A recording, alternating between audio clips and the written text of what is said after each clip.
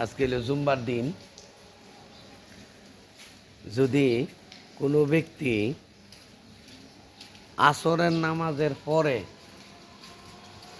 আল্লাহুম্মা সাল্লি আলা মুহাম্মাদিন নাবিয়িল উম্মি ওয়ালা আলি ওয়াসাল্লিমু তাসলিমা ৮০ বার পরে, তাহলে ৮০ বছরের গুনাহ আল্লাহ পাক রব্বুল আলামিন তার মাফ করে দেবে। সুবহানাল্লাহ, সুবহানাল্লাহ। এই জন্য আমরা কি করব? আসর নামাজের পরে এই দুরূদ শরীফটা পাঠ করব। আল্লাহ পাক রব্বুল আলামিন আমাদেরকে বেশি বেশি আমল করতে দান করুক, আমিন। আর জুম্মার নামাজের আগে অথবা পরে হোক সূরা কাহাফ পড়ব।